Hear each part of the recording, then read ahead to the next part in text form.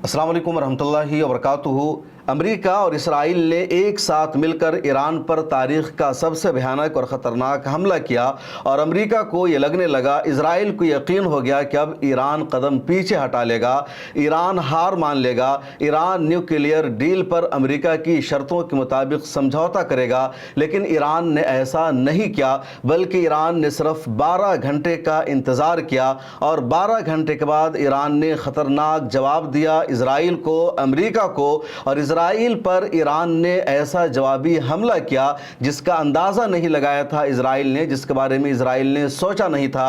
और इसराइल में अब जिस तरह की तबाही हुई है, इसराइल में जिस तरह की बर्बादी हुई है, इसराइल में 100 से ज़्यादा मकानात जिस तरह तबाह हो बर्बाद हो गए हैं, और डिफेंस मिनिस्ट्री क्या कह लीजिए IDF का हेडक्वार्टर जिस तरह तबाह हो गया है इसराइल में, उसके बारे में अंदाज़ा नहीं लगाया गया था। मरने वालों की तादाद भी इसराइल में अब ईरान के हमले में बढ़ती जा रही है, जख्मियों की तादाद भी 100 के पार पहुंच गई है। और ईरान ने सब हिम्मत के साथ किया, जुर्रत के साथ किया। ईरान एक तरफ तन्हा है, उसका साथ कोई भी ना तो मुस्लिम देश दे रहा है, ना दुनिया का कोई और देश दे रहा है। दूसरी तरफ इसराइल के साथ ये जंग अमेरिका मिलकर लड़ रहा है। इराक इसराइल के साथ खड़ा है, लबनान इसराइल के साथ खड़ा हुआ है, जॉर्डन की सरकार इसराइल के साथ खड़ी है, पूरी मुस्लिम दुनिया और पूरा वर्ल्ड इसराइल के साथ खड़ा हुआ है। इसके बावजूद ईरान ने जिस तरह मुकाबला किया है, ईरान ने जिस तरह की हिम्मत दिखाई है, वो नाकाबिले यकीन है। 13 जून की रात में ईरान ने अचानक इसराइल पर हमला कर दिया और एक साथ इसराइल ने 200 जंगी तैयारों का इस्तेमाल किया, फाइटर प्लेन का इस्तेमाल किया। उसके अलावा मोसाद ने पहले से ईरान में अपनी मौजूदगी को यकीनी बना रखा था, वहाँ अपना पूरा एक कमांड एंड कंट्रोल मोसाद ने बना रखा था और इन सब का इस्तेमाल करके टारगेट किलिंग की गई। ईरान की आर्मी में जो अहम तरीन रहनुमा है, जो कमांडर है, जो चीफ ऑफ स्टाफ है, जो पासदाराने इनकलाब के हेड है, उन सब को इसराइल ने हमला करके शहीद कर दिया। अब तक 78 लोगों की शहादत ईरान में हो चुकी है, जिनमें 20 के करीब आर्मी से ताल्लुक़ रखते हैं या पासदाराने इनकलाब से उनका ताल्लुक़ है, या फिर न्यूक्लियर जो वहाँ का प्रोग्राम ईरान का था उसके साइंटिस्ट हैं। इन सब की शहादत हुई है। ऐसे 20 अफराद है, बकिया आम शहरी है, 300 से ज़्यादा ज़ख्मी है। और ये सब होने के बाद इसराइल ने दावा किया कि उसने ईरान को 50 साल पीछे ढकेल दिया है।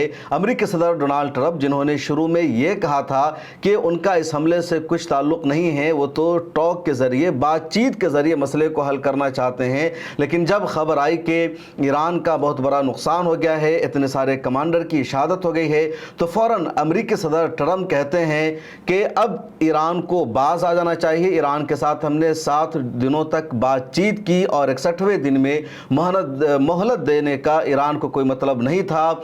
इसराइल के हमले में अमेरिका मुकम्मल तौर पर इसराइल के साथ खड़ा है, अमेरिका ने हर तरह से सपोर्ट किया है। और अगर अब भी ईरान ने हमारी बात नहीं मानी, ईरान अगर न्यूक्लियर पावर को हासिल करने से पीछे नहीं हटता है, तो इससे भी ज़्यादा ख़तरनाक हमले का ईरान को सामना करना पड़ेगा।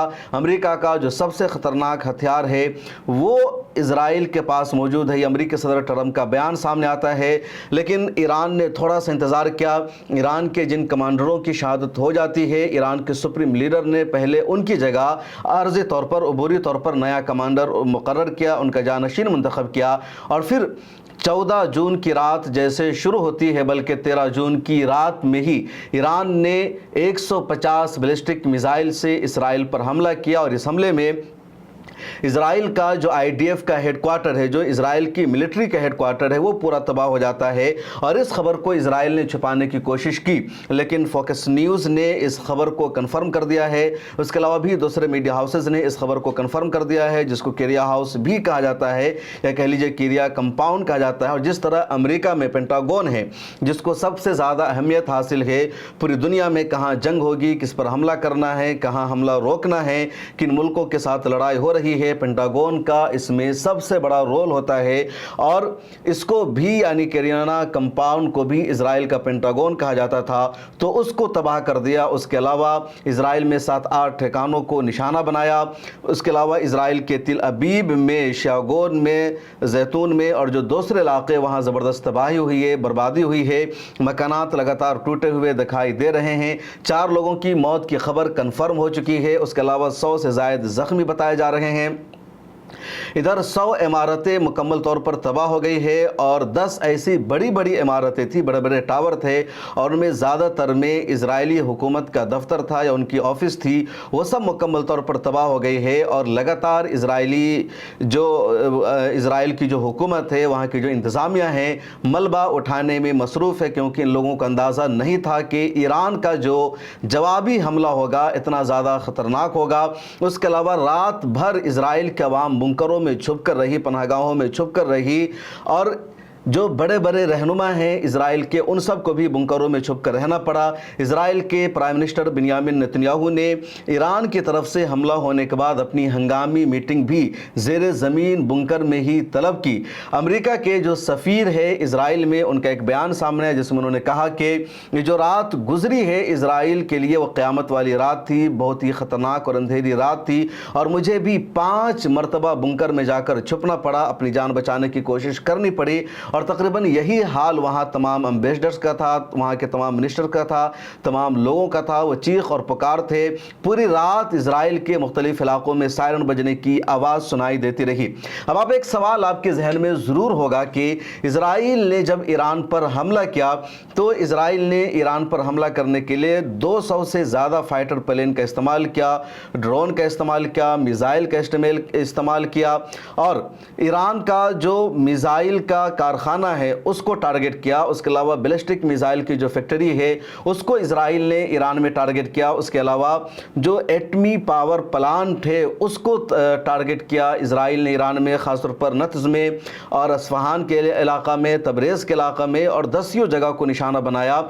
100 से ज़्यादा हमला किया इजराइल ने ईरान में, और दूसरे दिन भी इजराइल का हमला जारी रहा। इतने लोगों की शहादत हो जाती है। अब सवाल ये पैदा होता है कि इजराइल ने ईरान पर हमला करने के लिए फाइटर प्लेन का इस्तेमाल किया, लेकिन ईरान ने जब इजराइल पर हमला किया, जवाबी कार्रवाई की, तो ईरान ने फाइटर प्लेन का इस्तेमाल नहीं किया, सिर्फ मिसाइल का इस्तेमाल किया। दूसरा सबसे अहम सवाल यह है कि जब ईरान का हमला इजराइल पर होता है तो इजराइल का एयर डिफेंस सिस्टम एक्टिव हो जाता है, वो ईरान के हमलों को रोक देता है। बहुत कम मिसाइल जाकर टारगेट पर लगते हैं, पहुँच पाते हैं, उससे इतनी बड़ी तबाही हुई है। अगर तमाम मिसाइल जाकर के इजराइल में गिरे तो पूरा इजराइल मिट जाएगा। लेकिन जब इजराइल ने ईरान पर हमला किया तो ईरान का एयर डिफेंस सिस्टम एक्टिव नहीं था, काम नहीं कर रहा था। तो आखिर ये माजरा क्या है, सच्चाई क्या है? तो आइए इस पूरे मामले को भी इस वीडियो में समझते हैं। दरअसल इजराइल और ईरान के दरमियान का जो फासला है वो 1700 से 1800 किलोमीटर का है, और इतना लंबा फासला तय करके किसी भी फाइटर प्लेन का जाना, वहाँ हमला करके वापस आना इजी नहीं है, मुमकिन नहीं है, बल्कि बीच में कहीं ना कहीं उसको रिफ्यूलिंग करनी होगी, उसमें तेल भरना होगा, वरना वो जहाज़ तेल के बगैर ही क्रैश हो जाएगा, ख़त्म हो जाएगा। 1700-1800 किलोमीटर का फासला है इजराइल और ईरान के दरमियान में। इसलिए बात यकीनी है कि अगर इजराइल से कोई जहाज़ उड़ान भरता है, फाइटर प्लेन ईरान जाता है और वहाँ हमला करता है, तो वो सही सालिम वापस ईरान नहीं पहुँच सकता जब तक बीच में इराक़ या उर्दून से उसको मदद ना मिले, वहाँ की सरजमीन पर उतरकर वो जहाज़ अपने यहाँ तेल को ना भरे। और कहीं ना कहीं मदद मिली है, और मदद कहाँ से मिली उसको भी समझ लीजिए। दरअसल इराक़ में बाज़ाब्ता अमेरिका का मिलिट्री बेस है, तो इराक़ में अमेरिका का जो मिलिट्री बेस है उसका इजराइल ने भरपूर इस्तेमाल किया। इजराइल के तमाम जंगी तैयारों ने वहीं से उड़ान भरने का काम किया और जाकर के ईरान पर हमला किया। ईरान की राजधानी तेहरान से आगे 500 किलोमीटर दूर जाकर नत्ज़ पर हमला किया इजराइल के फाइटर प्लेन ने, जंगी तैयारों ने, और फिर ये सब वापस आ जाते हैं।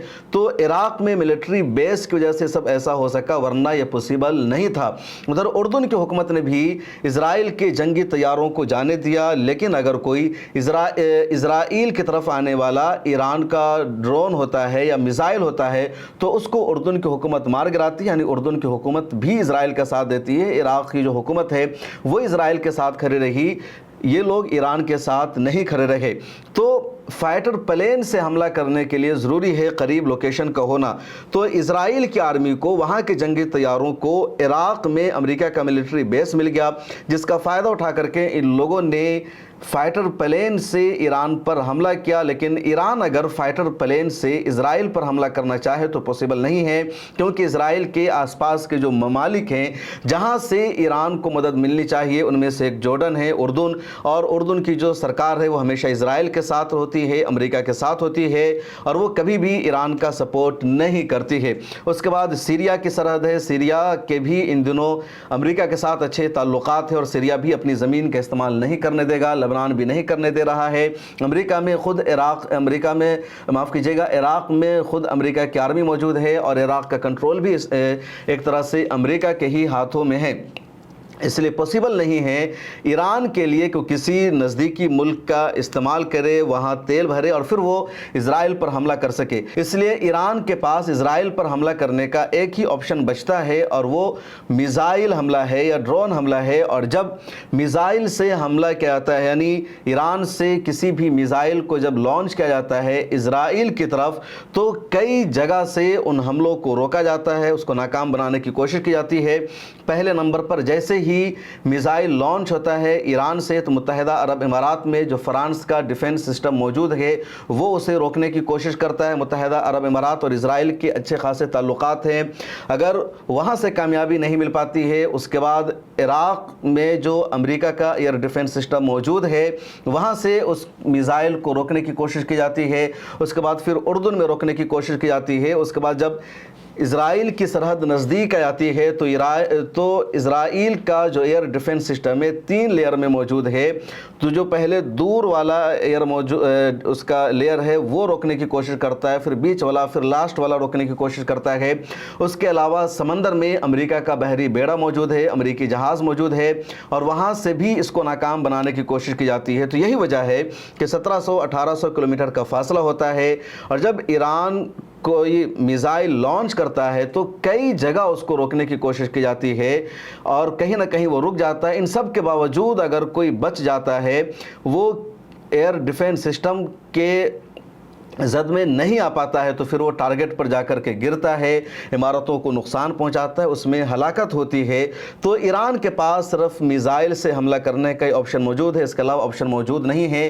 دوسری طرف کل جب ایران پر اسرائیل نے حملہ کیا اور ایران کا ایئر ڈیفنس سسٹم کام نہیں کر سکا، اس کی وجہ یہ بتائی جا رہی ہے کہ امریکہ نے اپنا سب سے طاقتور جنگی جہاز فائٹر پلین F-35 اسرائیل کو دے رکھا ہے۔ امریکہ جہاز کسی کو نہیں دیتا، وہ صرف اسرائیل کو اس نے دے رکھا ہے، اور اسرائیل نے اس فائٹر پلین کا استعمال کیا، 200 سے زیادہ فائٹر پلین کا اس نے استعمال کیا، اور اس فائٹر پلین کا استعمال کرتے ہوئے اسرائیل اور امریکہ کی آرمی نے ایران کے تمام ریڈار سسٹم کو ایک طرح سے منجمد کر دیا، اس کو انیکٹیو کر دیا، وہ کام نہیں کر رہے تھے۔ ایران کو پتہ ہی نہیں چلا کہ اس کے ریڈار سسٹم میں کوئی جنگی جہاز آ گیا ہے، کہیں سے اس پر حملہ ہونے والا ہے، اور اس ٹیکنالوجی کا فائدہ اٹھا کر کے تمام اڈوں پر جا کر اسرائیل نے حملہ کر دیا اور ایران کو اتنا بڑا نقصان پہنچایا۔ اس کے علاوہ جو ٹارگٹ کلنگ ہوئی، پاسداران انقلاب کے سربراہ کی شہادت ہو جاتی ہے، وہاں کے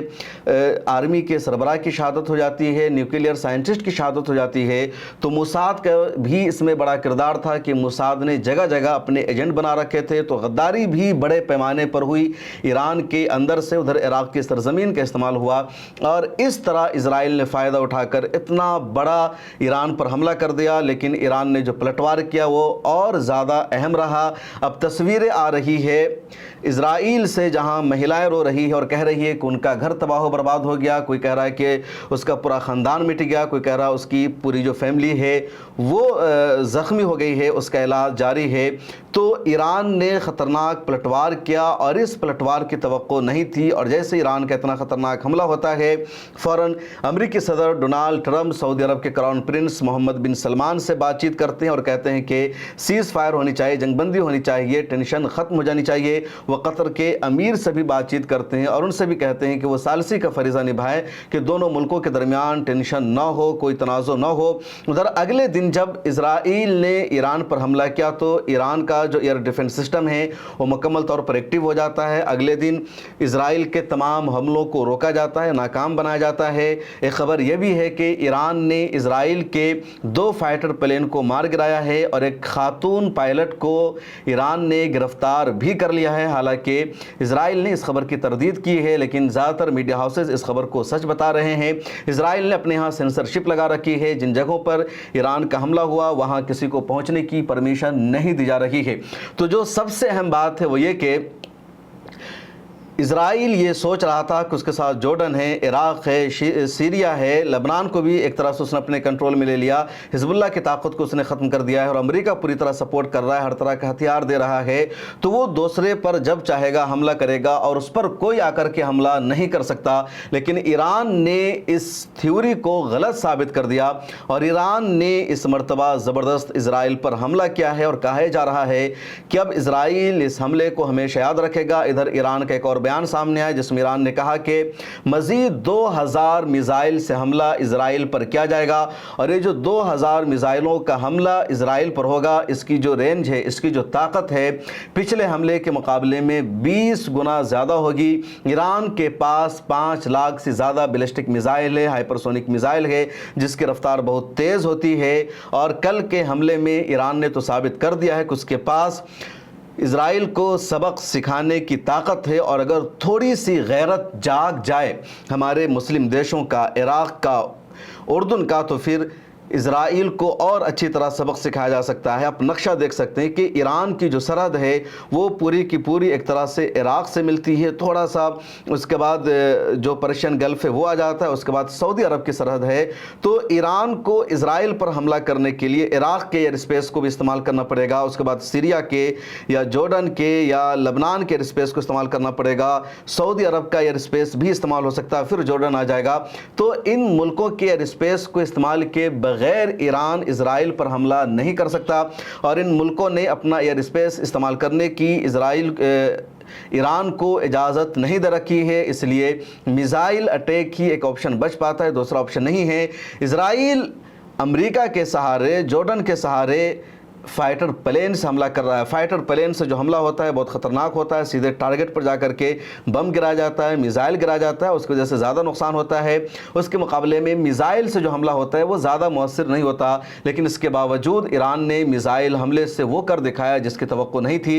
ईरान के पास कुछ ऐसे भी मिसाइल हैं जिसकी जो रेंज है 2000 किलोमीटर से ज़्यादा है, 2500 किलोमीटर से ज़्यादा। यही वजह है कि इस मरतबा ईरान ने जो मिसाइल अटैक किया था इजराइल पर, तो उसने इजराइल के तकरीबन तमाम इलाक़ों को निशाना बनाया और वो तमाम इलाके इस हमले की जद में आए गए जिसकी तवक्को नहीं थी। ख़ासतौर पर रिश लियोन जोन का जो एरिया है या तिल अबीब का, यरूशलेम का, गोशदान का, इस तरह के जो इलाके यहाँ पर बहुत बड़ी इजराइल में तबाही हुई है।